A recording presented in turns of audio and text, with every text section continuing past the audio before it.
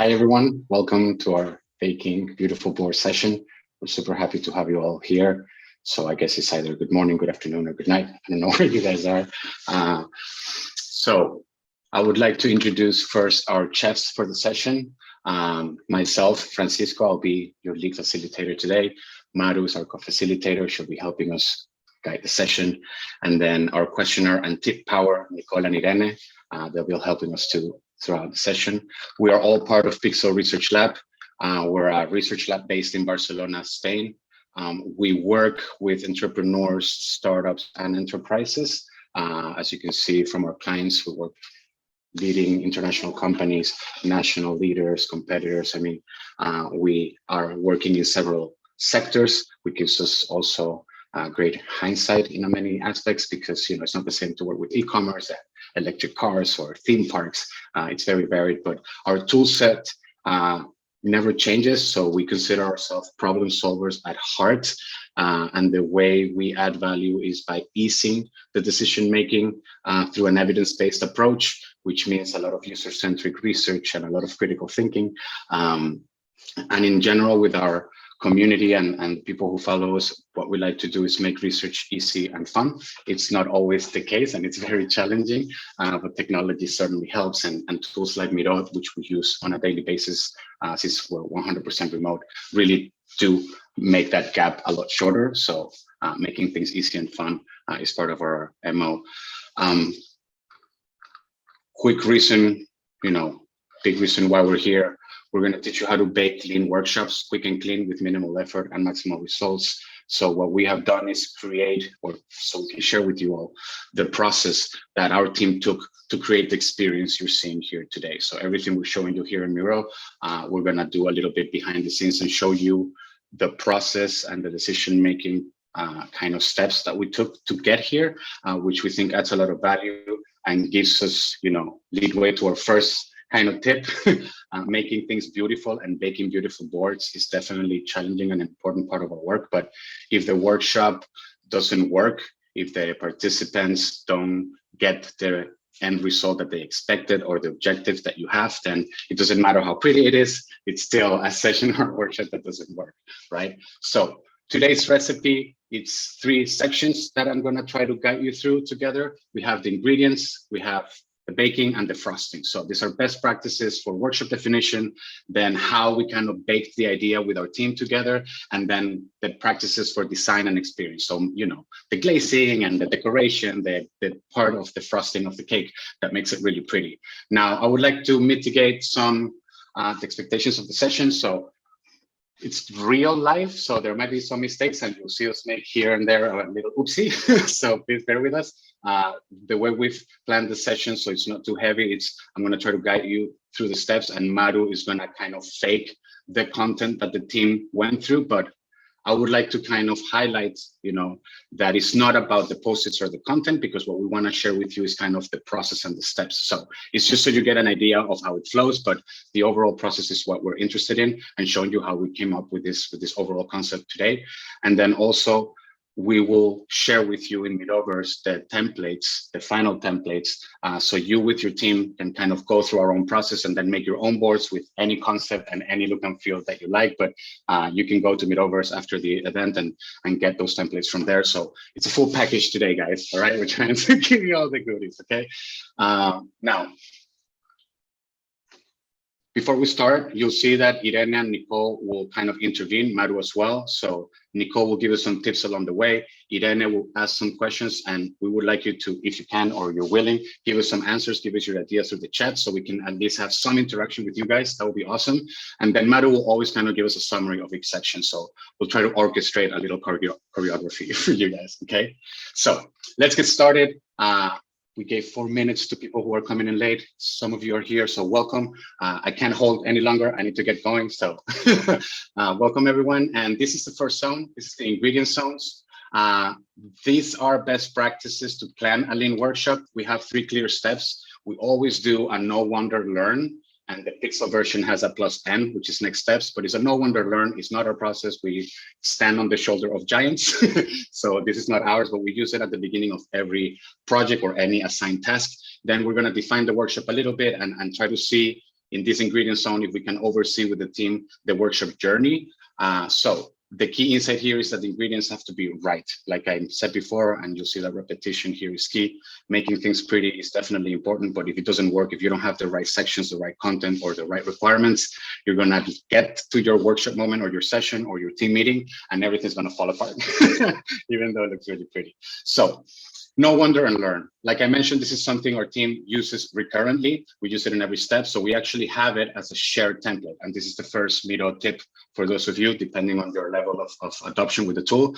But in templates, besides the templates that Miro has, you can kind of save your own templates, whether they're for your own or share with the team.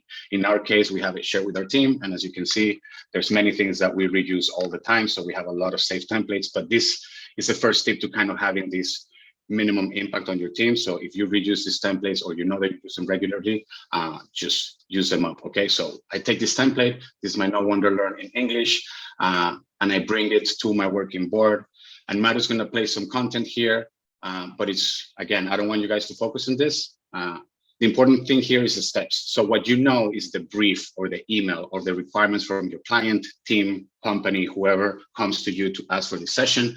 So you go really briefly through these bullets that you consider are important and you put them in your board, and these are the things we know. Once you have that information, it's really good to sit with your team 15, 10, maximum 15 minutes. This doesn't take a lot of time to review this and wonder, right? The important thing here is what else are they not telling us, or what blind spots do we have in the brief?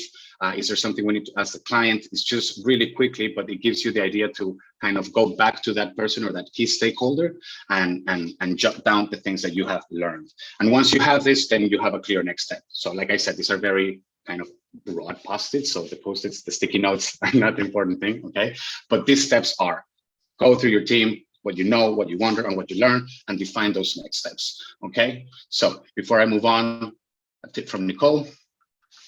Yes, thank you, Fred. I just wanted to highlight that in this step, it's really important to ask questions, do your research, but most of all, like, inform your decisions.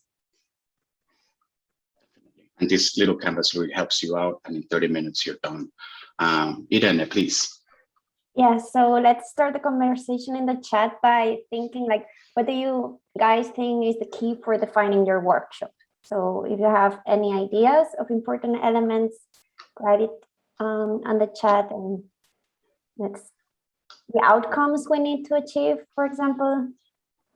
Yeah, definitely. And the purpose, the objective, the topic, very important, learning outcomes, number of participants. So all of these things can. Yeah, rock on, team. Everybody here is online.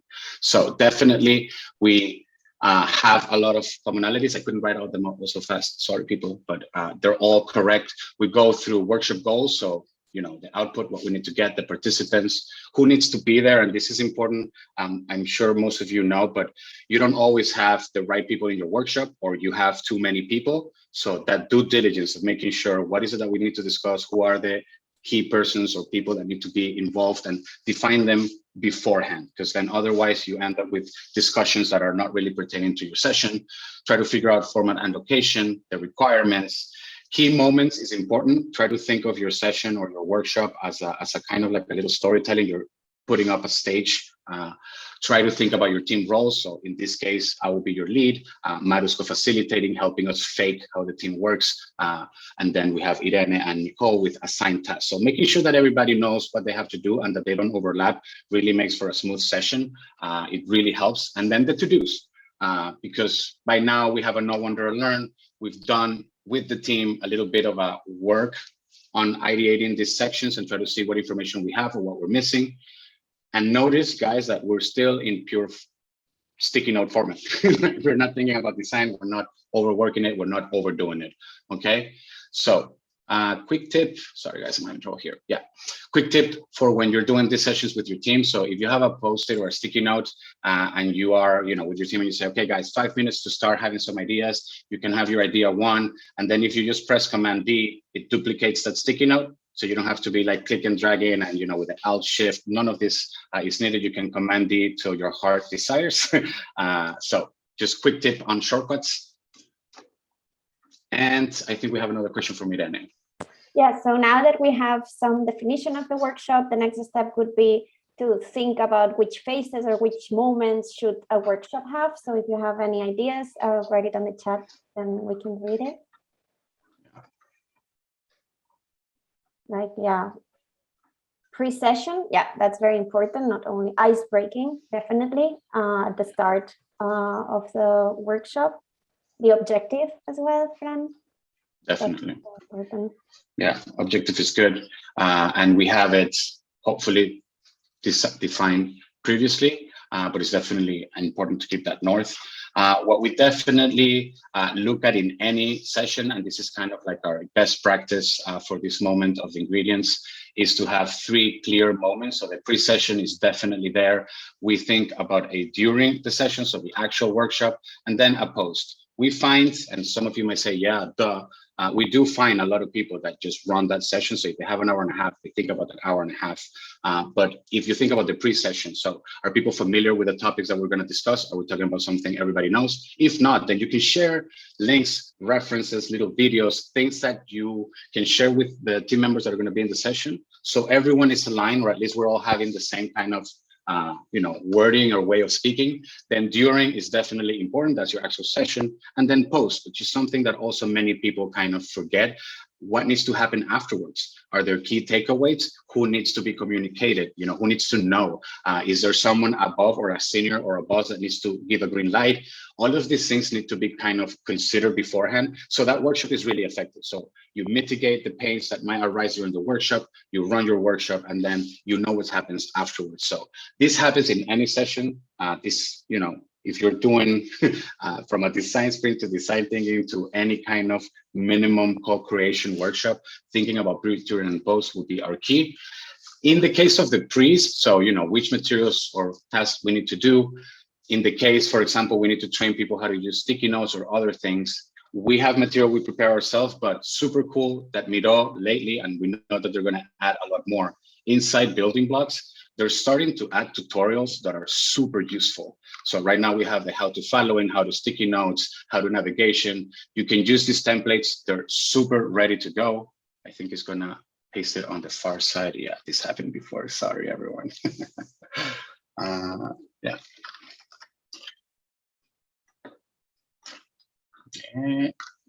Okay, so this template, it's ready. You can share it in the board with your participants, and you can include more material in that board, but it comes already with an indication of where to find that tool. It comes with a little video, and it has even a section to try it. So you know that people know where to get it posted from, how to type it, how to place another one and move them around. So this material is awesome. Thank you, Miro. We would never be thanks for this. It makes our job a lot easier and has less impact on our team. But at any rate, within this pre, during, and post, so we obviously, a welcome, an intro, some goals. So you start breaking it up into pieces. Please bear in mind, we're still in post-its. We're not really considering any kind of design at all. It's about the ingredients. And in this case, quick tip for the newbies out there or people who are not familiar with the tool so much, this sticky notes, in this case, for this moment that I'm with my team, I know that these are not really ideas. This is not really a sticky note. So once they're selected, you can go to the far left and you can change that object into virtually any other object. So once it's a sticky note, you can change it just into open text, and then it would change into text. You can put the color if you want or not. You can change colors. Obviously, all of this is editable. Like you can edit it and give it style, but it's a quick way for me to not go around and create new things. I already have the sticky notes. I convert them into text and I move on. So this is pretty much how we get through the ingredient zone. And before we move on, I'll leave Nicole to give us a tip. Thank you, Fran. Yes, just wanted to highlight something that you just said, which is that in the pre-session, it's really important to align with tasks or exercises as well, with the definitions, the skill sets as well on Miro, but most importantly, the goals. Yeah, repetition, definitely. Okay, so quick summary from Maru. Hi, Maru. I think you're in mute. Yes.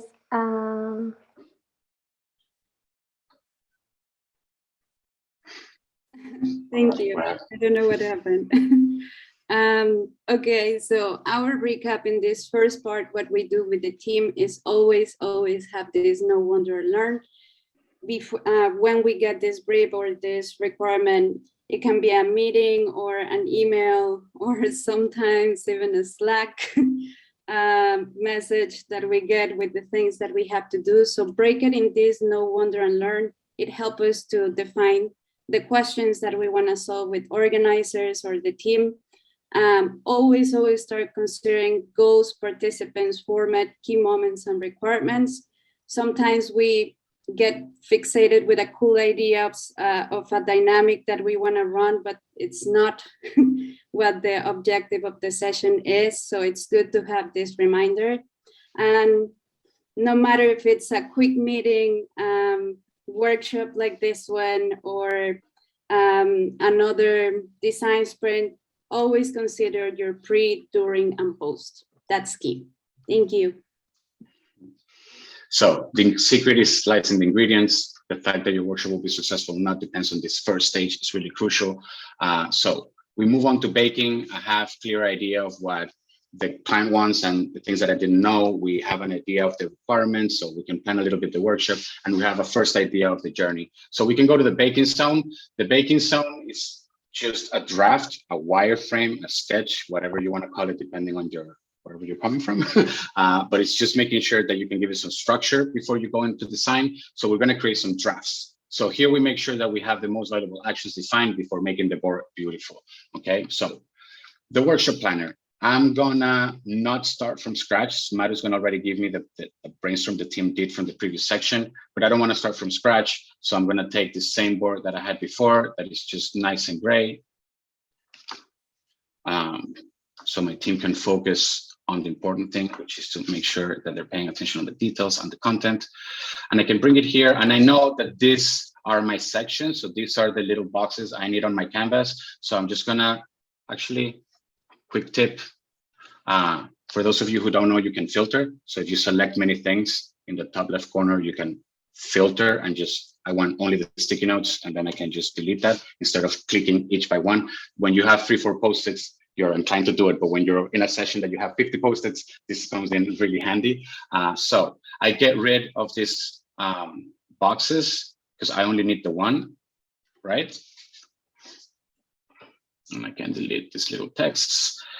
And just to give you an idea, everyone, the text is inside the box. I'm not really doing anything here. There's no design style, workshop style. So workshop objective or goals, sorry.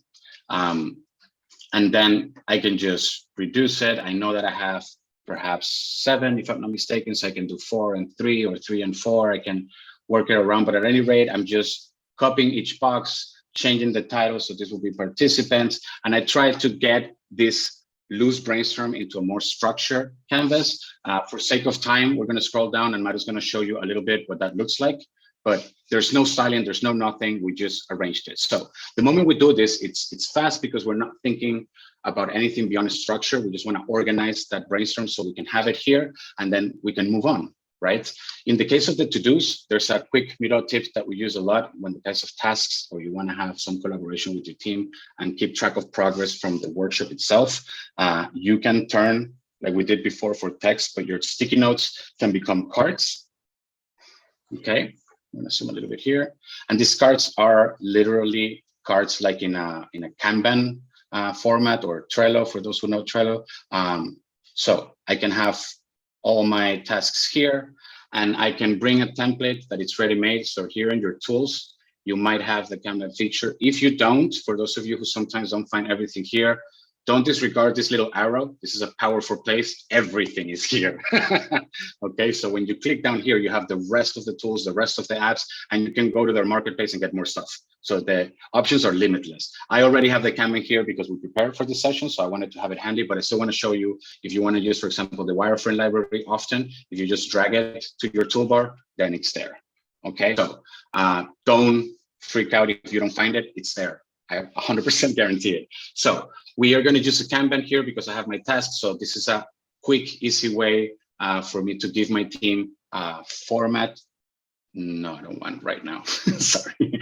I can take my Kanban. Obviously, all of this is editable, so you can change the size, you can change the colors, you can change the steps if you don't like to do in progress or done, and you don't like done and you like complete, but you have another column in between that is standby. You can add more columns, super easy. But again, the point here is quick and easy way for me to arrange the information and assign tasks. So define is done, draft is in progress, design, try and execute, we haven't done yet. And then I can assign things. So maybe I'm going a little too fast. In the cart, sorry, there's these little arrows in the top right corner. My apologies, sometimes I speed up. If you open them up, then you can have a description, you can give links and references, you can change the color, which is nice. We're freaks, as you see, we're very colorful, but you can add tags. So if in a project I have different moments, design, development, deployment, I can use tags and you can edit the color of those tags. You can assign it to people in your team. So everyone that has shared kind of content to this board, you can assign to them and you can give a due date. So it's basically a little Kanban inside Miro, and it's really helpful because you can place it anywhere you want, and then you can keep progress from here. One place stop. So if I come here, I know what my team has done and where they have been and where we're falling behind. So before moving on, quick tip from Nicole. Yes, thank you, Fran. Every time that we actually create this building blocks, we add a little question below so that we can guide the participants. And we also avoid any kind of doubt in this way. Thank you. And a quick question from Irene. Yeah, so we have now shown already some of the building blocks in Miro. So we were wondering whether you also know about the tables and whether you use them. So if you use them, just write like a thumbs up. Otherwise, thumbs down, and we will see. Okay, same as we did before, we have that pre, during, and post that we did with the journey. I need to arrange it really quickly, organize it so I don't lose time with design. I just make sure with my team that we have the right blocks. So Maru has prepared here a board where we already have the beginning of that gray canvas. And the tables are the same as the Kanban. They're here on your left side. If you don't find them here, they'll be inside this little arrow. And here you can choose, it's limitless, as many columns and rows as you need. I know that I need 8 and 3. And these tables behave just like any table in any kind of sales tool. The neat thing for us is that these post-its or the sticky notes or elements that you have are actually assigned to the cell. You can see that they highlight. So now all of that content would be inside my table. And if I need to move this or I need to share this, all of my content will lie inside this table. So when I move the table, sorry, Maru, I move everything with me, okay? So make sure that due diligence, once you have everything structured, you move on, okay? So for the sake of time, we're gonna move forward. Is that okay with the team? I think we have 7 minutes left, if I'm not mistaken. Yes. Cool. So design and style. Irene, quick question for the group. Yeah, so what do you think are the key elements when thinking about design? Like, what do we need to think of when planning our designing of the boards? Ease of use? I like that. Priority layout, yeah. Yeah. Instructions, yeah. Yeah, instructions are important too. Nice. Okay, so Maru's gonna help me out here, move this along. We basically look at inspiration. We always start with benchmark for any project, whether it's design or not. So let's look at some references out there. Who are the best and what are they doing? That always helps to speed up the process of the team and ignite, kind of sparks creativity. We have a board from ourselves that we have it as a reference here because it performs really well in Miro, so we know that it's adapted to the community. We have the look and feel of the event for Miro on their boards. And we have this reference from Essence, where they built this kind of house where the different rooms are spaces for the workshop. We were really drawn to that. We look at styles in terms of colors and fonts and perhaps a little style for the tables. And then graphic resources, we don't do a lot of brainstorm, to be honest. And this is one of our big insights for you guys. Emojis or memojis are a great resource. They're personable, they're relatable, everybody uses them, and your team doesn't have to spend hours looking at stock or family of icons and images that look alike. It's just quick on the go. And then we do a bit of creative ideas. We got into baking, building, or making magic. So we were thinking that we were wizards or constructors or baking, we decided to align with the event. So quick last tip before I move on. Sorry for the lack of time, people, but I want to, do due diligence and not go too fast. Colors is something that a lot of people don't realize, but it's limitless, the opportunities. As long as you have the code or the hex of your color, any object that has color in it, once you open that color swatch, if you scroll all the way down past the kind of sample colors, you have this plus sign. Once you click it, you can enter any hex or any color code that you need, right? Oh, I didn't copy it, really. My bad. Boom. So we go to the plus, and I can add that color in, right? So you can personalize it to your company, to your client, to your team, to the football team you're cheering for. It doesn't matter. You really have that flexibility. So you can add as many colors as you want. In the case that, like us, you see we're color freaks, you can always kind of delete these colors as well. Sorry, it's not allowing me to select it. Yeah, you can also delete the color. So if have this duplicated yellow, I can just drag and drop it outside and it disappears. So easy use, it's very intuitive. Okay, so without further ado, I'll move on to the next section. Is that okay, team? And we have 20 minutes more. We have 20 minutes more. No need to rush. We just got the news. Yeah, we have 20 minutes more. So people. All right, people, go get your coffee. We're going using the time schedule. So yeah, this session ends at 11:15. Beautiful. So we can start the morning smoothly. Love it. Great. All right. I'll shift gears and I'll slow down. Time, as you can hear my timer. Great. Okay, so quick recap. Does that make sense? Sure. So one of the key things that we do to go so fast is using building blocks.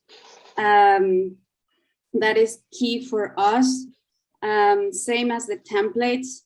So we never build things from scratch. If we had to start framing things, we already copy and paste, use our templates. So we have a starting point. It also helps us out to not feel this anxiety of just seeing the white space on the screen. So we get this ongoing thinking of, and we can change anything. It's not something fixed yet. So that's really key. The other thing, it's to keep in mind, although we're already talking about potential styles, it's always keep in mind the goals of the sessions, assign time accordingly when you're mapping this during and you have the steps. Although you can have an activity that you really want to do, consider please the objective of your session when you are deciding the time that you allocate into each of those steps. Same as the post and as the pre and post, define the time that people will take to complete both. And search for references and inspiration to define a style that is easy to apply when you have to run. And that is the reality of all of us. We have to run, we get different requests and you have to duplicate work. So instead of duplicating, we can reuse it. Find inspiration from others. The community in Miroverse is gigantic, so you don't have to start from scratch. So that's my recap. Thank you. So message here, it's don't panic. We get it. We're all designers, or most of us are designers, so we want things to look pretty from the beginning. Our board doesn't have to look beautiful now. As a matter of fact, our suggestion would be to do a simulation, a demo, a run through with your own team or your colleagues before you start making things pretty, because then changes are more painful. We have to be honest. Once you fall in love with your thing, people have feedback. So this is the moment. This is when it's rough, when it's sketchy, and you can move really easily, and it doesn't cost the little love you've given your new baby. So demo, run it through. That's why it's important to not panic. So go for it, okay? So we have these ingredients, we baked it, so we know a little bit the structure of the things we're gonna use, right? So I'm gonna bring this workshop planner to my frosting zone, and Maru's gonna share with me a little bit the rest of the work that we made in previous sessions, so we can bring it over to the frosting zone.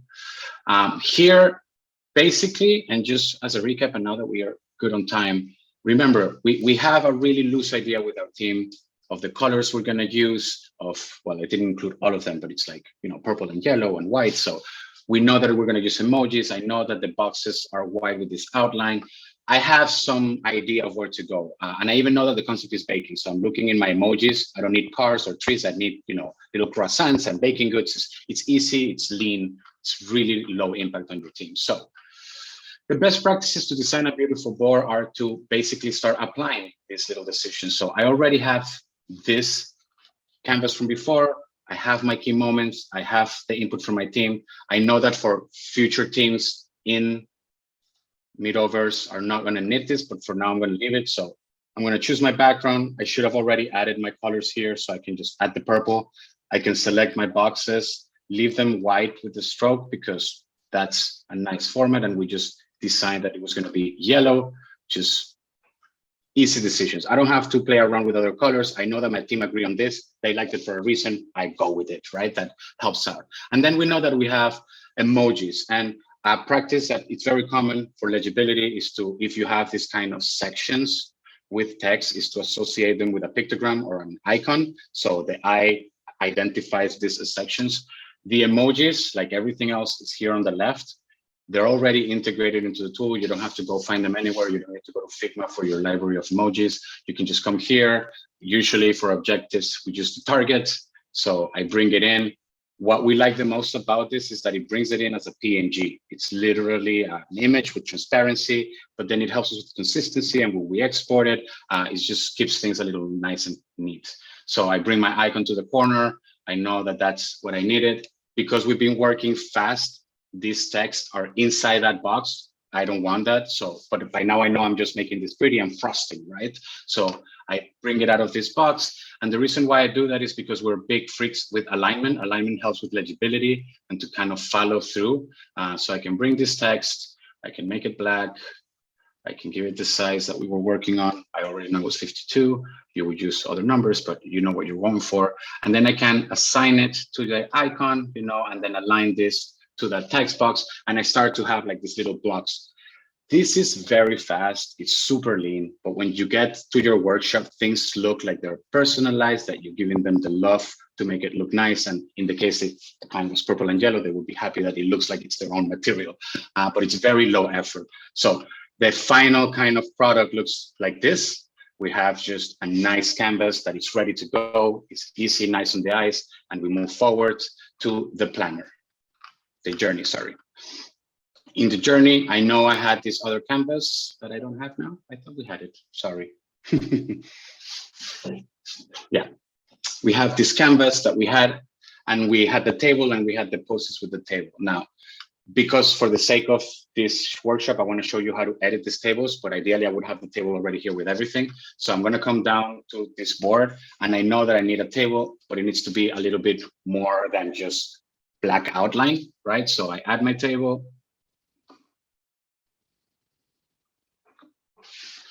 And then don't be afraid of the table. Message number one, tables are your friend. You can edit them however you want. So you can edit the width of your columns as you desire. So you can fit whatever composition you're looking for or whatever layout you will need for your workshop structure or your post-its. You can also merge cells, which is something that I don't remember how long ago, but that wasn't possible, and now it is, and we love it. You can just merge cells and create bigger sections if you need that. And then you can also edit the color inside these tables. Not only the color, but you can also work on the opacity, which for us is huge. People use a lot of colors, but then when it's table and the important thing is the content, we suggest to use colors if you need to designate areas in the table, but make sure it's just wayfinding, that it's in the background, that it's not too overpowering, because then people need to read content inside this table, right? But the editing, as you can see, it's very simple. Wherever you click, it always gives you the option of that object. And if you want to add or remove columns or rows, edit the stroke, anything is doable in this table. So you can also customize it however you like. Okay, quick tip from Nicole. Yes, like Fran said here, the content is still the king. So let's remember that this is the perfect part to write detailed descriptions and describe what we're going to do exactly in each step. Indeed. Okay, we had our design elements that we decided as a team. It's time to create this canvas we want to upload to Miroverse, again, like the other two, so every team can do this process. This is what the table looks like with the styles and the boxes, but we can start to see already how it breathes together in its own kind of look and feel. So we keep the references, we have the colors and the type, because it's recipes and it's cooking. We thought that, handwritten font like script is better. There's many fonts in Miro. Obviously, you don't have all of them. If you're a designer, you're used to having many fonts. But to be honest, for whatever purpose, if you want to be bold, if you want to be alertive, if you want to be scary, if you want to be funny, the basic fonts are here, guys. So they're, just make sure that you're going for a font that fits the style of the message you're going for. In the case of the graphic resources, we mentioned emojis, and then the memojis, or whatever operating system you have other versions of the same thing, is the same as the emojis. They're personable because we can give the face of our team if we wanted to, and then you can edit them really fast. If we wanted to make these guys look like construction workers, you do a couple of tabs and you export a whole library of yourself wearing hard hats, or the same thing with teachers or business people with little ties. So it's really easy. And again, here the thing is to reduce the time of your team working on this, right? You want them to focus on making the experience work and on details, and not spending 5 hours looking for stock library somewhere. So we have all of these little styles, and I'm going to go into a bit of detail with the background. The creative idea, we decided to do baking. So a kitchen setup seems reasonable. We had this reference from Essence that had like this kind of front view of a building. Obviously, like we always say, you steal, but to try new things. So we copy their idea, but we wanted to not do a building. We wanted to do a front view of a kitchen. So what we do for all the backgrounds when we're doing this kind of work for decoration, we go to the tool sections and we click on Splash. On Splash is a free to use image stock. You can search anything you like. So I'm going to put kitchen from view. As you can tell, this has not been rehearsed at all. So after a few searches, sometimes you need to search a little bit more, a little bit less, depending on your luck. We have a perfectly usable image here nearby that gives me that kitchen from view. And now what we do is, I don't know how many of you as a little kid used to draw on top of things. I used to do it a lot. I realized this morning that's not very common, but I like to draw on top of things. So what we do here is take this image, and the reason we do is it already has the right proportions. It already has the right aspect ratio of things. So you don't have to make it up from scratch. Like any other insight we've given you today, it's about speeding up the process a little bit. So we just take simple shapes like a square or a circle, depending on what we need to draw over, and start just making each little cabinet. Again, this seems like a intensive labor kind of, high labor task, but it's really not. If I ask my team to create a custom illustration for this, it would be a lot longer and I would have to review it all the time, and then the client had to approve it. This is easy and on the go, and I know that in a few hours they can have it done. So we try to kind of go over each counter and we try to create that space as best as we can. One tip that we use and we will give to all of you is try to avoid the stroke if you're doing these background shapes. The stroke makes everything noisy. It increases the cognitive load. So it looks like you have a bunch of stuff in the background. We don't want that. So try to stay away from strokes. And what we're doing here to kind of create the effect of the line between the cabinets is just leave a little bit of space in between them. Obviously, I'm going a little bit fast and choppy because, I need to get to other things I want to show you, but this is the exercise that we do. And then we delete that picture and we have these shapes that serve us as a background for anything. Okay, so in order for you to know a little bit how this kind of comes together, once we know the sections, we know what we want to say in each section, we know how we're going to address it. So if I speak, it looks one way. If Irene speaks, it has to look another. We know that we have these elements. We bake this experience. So what we are enjoying today, this workshop experience, comes down to this. We have a quick statement which just reiterates with my team what we're doing with this. So our session will be about baking beautiful boards. We will be the chefs showing our most beautiful learnings through our recipe. The whole concept is here. It's like a little, introduction or, summary of the intention. And then we start creating little blocks. But again, once I know that it's emojis, that they're dressed as chefs, and the font that I'm using and how I'm going to highlight text, these things come really fast. And we create little components that we're going to reuse all the time. So intro sections or little breathers in the case of the kitchen counter or the shelves in the kitchen. So this is the overall final product, and then it's great because if it's longer or shorter in terms of length, I mean the design, I can just add little shelves or add little drawers, but the proportions are right. Another tip added to what I was mentioning before with the outline, don't use strong colors. The background is supposed to kind of give you a sense of context, but if it's a workshop and you need to make people do stuff, you really want them to focus on the content and not on your design. It's nice that they have a good impression, like a first impression visually, because it's people think, oh, this is going to be serious. So you set the right mindset, but you put in the back, we're big fans of opacity. As you can tell, this is basically all of these background shapes are gray with very soft opacity, 30% is just sitting in the back. Don't underestimate opacities, they're your friend in this sense. And we have, like I mentioned, so all the recaps, we're going to look like this. All the questions from Irene, we're going to look like this. The Miro tips, it's easy to create these components once you've done the due diligence with your team. So these ingredients and this baking is really important because it's easy to understand what you're going to need graphically. So if I scroll back a little bit, like I mentioned at the beginning, all of this experience was shaped not only through that process, but through this design decision. So I'm trying to scroll down off. Yeah, we can see the kitchen counters in the background. We can see that we're using the emojis to introduce the people who's going to speak at which time. We have the fonts, we have the little emojis, we have our little boxes, everything fits. We even got, we had a little extra time, we made a little oven here. So you can do little things to have fun and to give it that little extra detail, but all of these things resonate with people when they're going through the experience. And this should have taken a month to do, and we only had a few days to work it out. So it really puts the team to the test, and the output is there. Now, I think I have a minute, and I'll just like to give this tip. This moment in the workshop, we've got some questions about this. This is the same we've done before. These are basic shapes. So this is just a basic shape, gray, no opacity. And because we've been working with these opacities in the background, so the walls are gray with opacity. Once you want to do the light, this light effect that I'm trying to click, and it doesn't allow me to click it. Sorry, everyone. Here we go. No, here. Maybe it's blocked. I'm just gonna. It doesn't let me get there. Sorry, teams. Anyway, I wanted to show you, but I'm locked inside my own illustration. Yeah, here we go. The light effect is just this white with really light opacity.